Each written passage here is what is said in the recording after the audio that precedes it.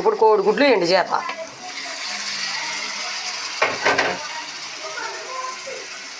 పసుపు, ఉప్పు, కారం తగినంత. ఇప్పుడు తగిన నీళ్ళు వేసుకుందాం.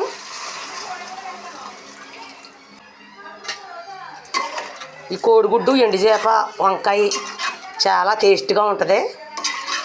ఇప్పుడు కూర తిరగబడిందని చూద్దాం. కూర అయితే తిరగబడింది. చింతపండు పులుసు పోద్దాం. తొక్కు వేసుకోవాలి, టమాటా వేసాం కాబట్టి. ఒక 5 నిమిషాలు ఉడికితే దగ్గర పడుద్ది. కూర దగ్గర పడిందేమో చూద్దాం. కూర అయితే దగ్గర పడిపోయింది. పైన కొద్దిగా కొత్తిమీర వేద్దాం. ఈ కోడిగుడ్డు, ఎండు చేప, వంకాయ ఎలాగుంటుందో కింద కామెంట్లో పెట్టండి.